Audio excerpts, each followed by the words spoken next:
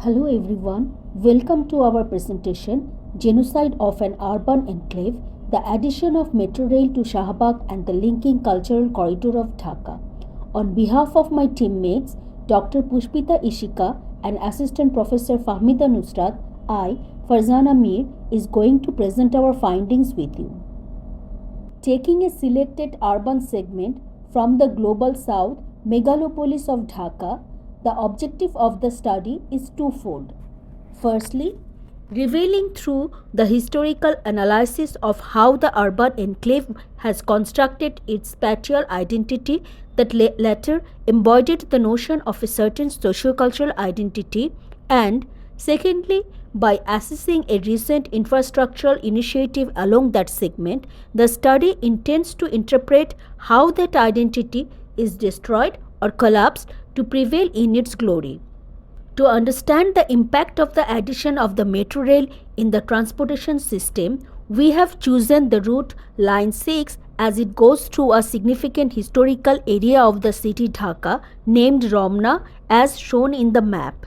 To resolve the ongoing and overbearing traffic issues of Dhaka, Metrorail was added for the first time in this city's transportation system. The Line 6 passes through Dhaka University, one of the oldest university of the country, three important nodes, Shahbagh Square, Rajul Sculpture and Doel Chattur, which represents the cultural corridor of Dhaka.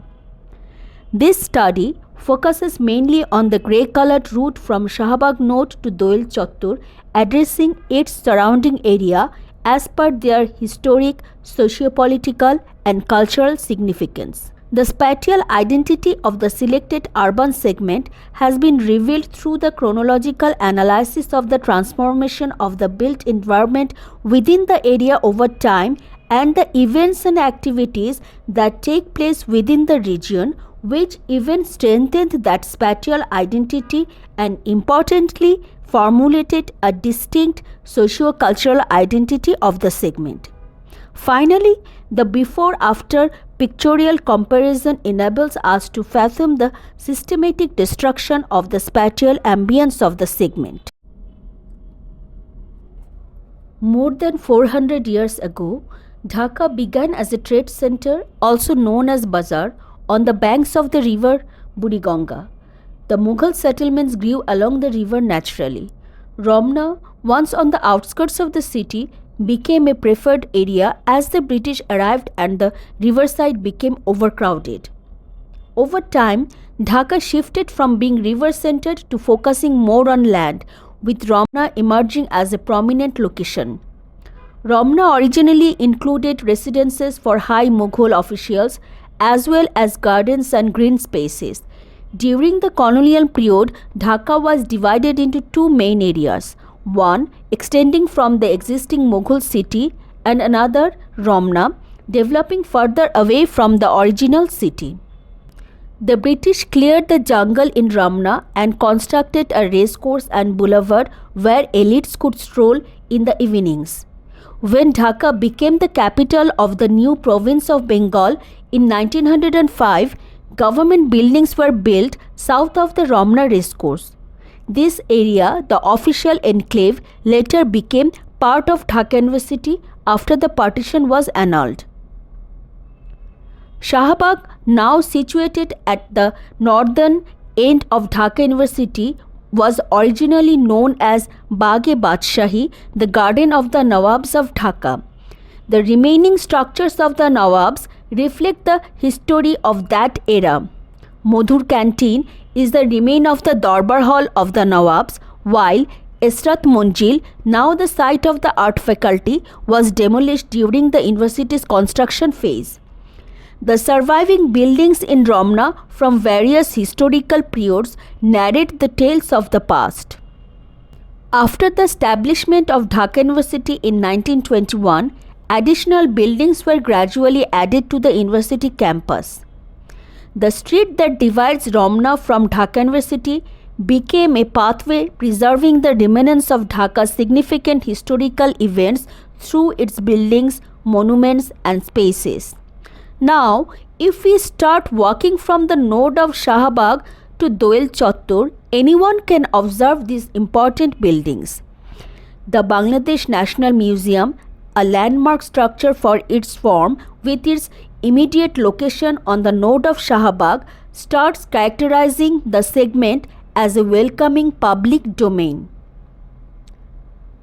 Considered as the country's first modern building with all its regional identity, the Art College marked a significant shift in Bangladesh's architectural landscape, which was originally a garden of the Nawabs.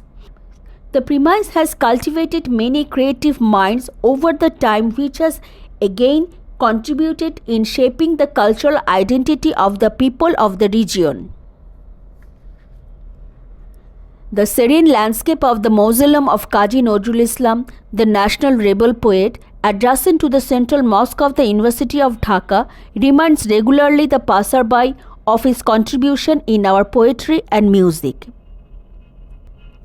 These three structures and sculptures represent the rebellious voice of Bengal. Shadhinata Stambho was built to memorial of the 7th March speech by Bangabandhu. The other two were against autocracy and terrorism. The buildings of this area are touched by many hands, hence containing the story of time with architectural variation. The first Greek settlement in Dhaka was established in the late 18th century. The only remaining trace of the Greek presence is the tomb of an unknown person in the compound of such a structure, which is designed by the Greek architect, planner and theoretician C.A. Doxidiades during the early 1960s and known as Dhaka University's Teacher-Student Center since then. During Dhaka's tenure as capital in 1905, the expansive Ramna area witnessed the erection of government offices and official residences, and Bardhaman House, one of the testaments of that period, still stands gracefully and now is under the authority of Bangla Academy, an institute that is dedicated to the advancement of the Bangla language, literature and culture, undertaking the development and implementation of national language policies and conducting original research in the Bangla language. Dhaka served as the provisional capital of the Mughals for over 75 years. It thrived as a center of the muslin trade in Bengal and emerged as one of the wealthiest cities globally. One notable surviving Mughal structure in Dhaka is the Khaja Shahbagh Mosque, which includes a mosque, a tomb and a well-preserved gateway. These were commissioned by Haji Khaja Shahbagh Khan, a prosperous merchant from Dhaka. It is still in use as a mosque. After the Mughal, Dhaka lost its privilege of being the capital, regains its status as the capital of the province of Bengal. Then Viceroy Lord Curzon announced the partition on 16 July 1905. Curzon Hall, built as a library for Dhaka College, saw its foundation stone laid by Lord Curzon on February 19, 1904. It was the first building before the Bengal partition.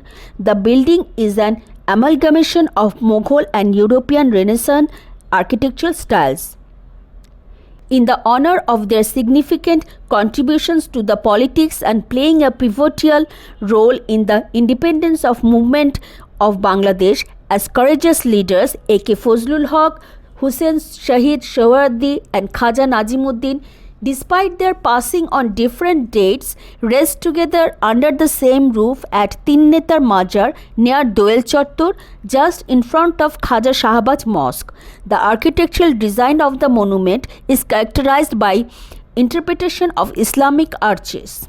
Doel Square, located in front of Curzon Hall on the University of Dhaka campus, showcases a sculpture depicting two oriental magpie robins, locally known as the Doel, which is Bangladesh's national bird. The square is celebrated for its array of traditional Bangladeshi handicrafts including bamboo, wooden, jute and pottery items, as well as various decorative goods. Adjacent to this area, although not directly on the mentioned route, two other notable structures hold significance. In 1905, the British constructed a two-story building to house the governors of the newly formed provinces of Assam and Bengal. This building features a symmetrical floor plan and a dome supported by columns arranged in a circular fashion, reflecting a typical European architectural style. After independence, it served as a high court building for a period. Additionally, the Shahid Minar stands as a national monument in Dhaka, Bangladesh. It was erected in memory of those who sacrificed their lives during the language movement protest of 1952. The first Shahid Minar was built by a group of medical students on the very site of the current one. The Shahid Minar holds significant historical and cultural importance in the heart of the city. Here, we can see the cultural events that go on in and around the study area. It's always vibrant with color and freedom of voice. In 1952, in the protest against Pakistan's declaration of Urdu as its sole official language, paved the way to the creation of Bangladesh. The students of Dhaka University played a vital role in the language movement, and the premise of Karjan Hall acted as a milestone structure to be associated with that. In 1999, UNESCO officially recognized 21st February as International Mother Language Day. The Shahid Minar stands as a symbol of the linguistic and nationalistic struggle of Bangladeshis. The liberation war of the country in 1971 was called upon a historical assemblage of people in the then racecourse, current Sohrawardi Udyan. The famous speech of 7th March 1971 by the father of the nation, Bangabandhu Sheikh Mujibur Rahman, is considered as a milestone in uniting the people of the country to stand against the oppression of then East Pakistan and fight for their ultimate freedom. In the same premise, on 16 December 1971, the people witnessed the official birth of a new country named Bangladesh. The Shadhinata Stambho, as a landmark monument, upholds the significance of those events in the same site. Another cultural event that unifies the nation is Amor Ekushe Boi Mela, an annual book fair, adorns the Bangla Academy and Sohrawardi Udyan premise in every February, which officially started in 1983. This month-long event evokes a festive ambience in the arena. The event commemorates those who died on 21st February 1952 during the Bangla language movement, which sought to establish Bangla as one of the state language of former East Pakistan. In our land, celebration and protest have always walked hand in hand. As a resilient people, we have sung songs in pain, painted amidst violation, danced through disappointment, and emerged from ashes in vibrant hues. Pohela Boishakh embodies this spirit.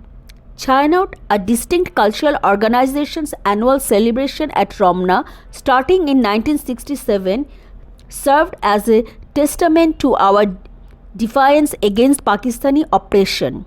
Pohela Boishakh evolved into not just a cultural event but a rebellion in art, an expression of aesthetics, and a quest for identity.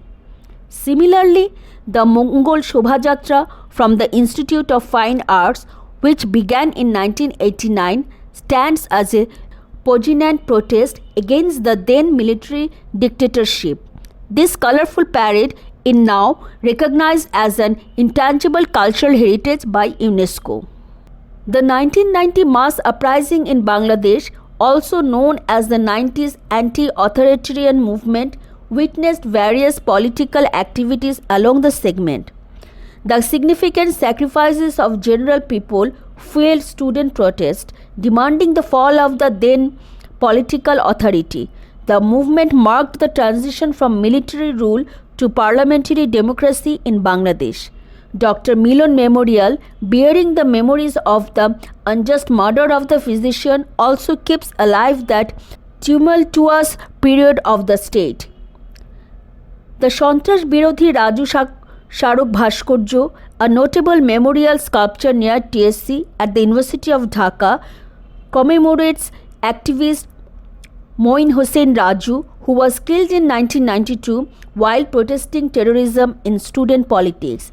Now the students of different universities unite here to celebrate, to raise voice against the social and political injustices. On 5th February 2013, protest ignited in Shahbagh, Bangladesh, fueled by the call for the execution of one of the convicted war criminals. The protest united the country, people from every strata. Bangladesh has waited for justice since the Liberation War of 1971. Shahbagh protest was the outcome of that cry. From this point of the history, later on, we have gathered here in the Shahbagh Square to protest against any kind of injustice, whether it's demand for safe road or reformation of quota system. The Dhaka Metrorail is a crucial mass rapid transit system in Bangladesh's capital city. It aims to alleviate traffic congestion. The network includes 5 planned lines.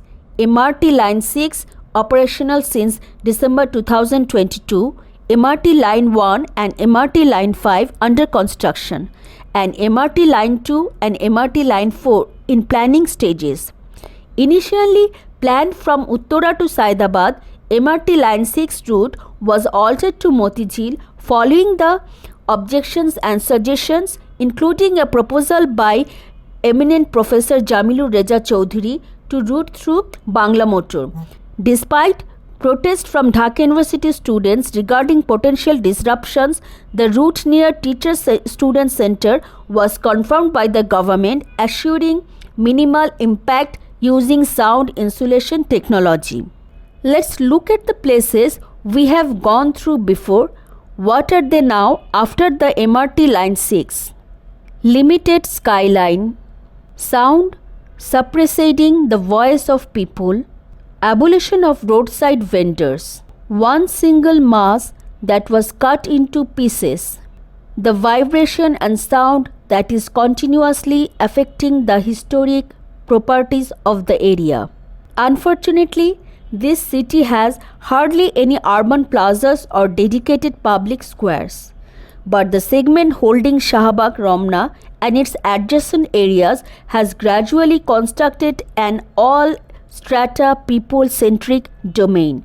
This spatial construction has embodied several intangible and ephemeral aspects. These have made this urban enclave a living organism of the city with condensed layers of glorious past, vibrant and happening every day, with a promising future of telling today's children about the socio-cultural and political identity of the land that they can be proud of. However, the urban is inevitably connected with development in a city like Dhaka, where the complex wave of city and people are constantly weaving the space and place dynamics within it.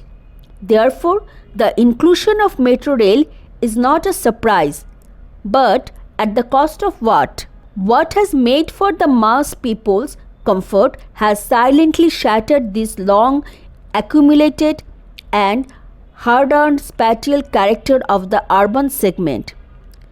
Genocide is an intense term, but we believe that the systematic killing of the identity of places is no less than a grave crime. The metamorphical meaning of a genocide is actually visible in all significant points of the selected area. The space and places are not dead entities. So, it is a call for awareness for all. Thank you.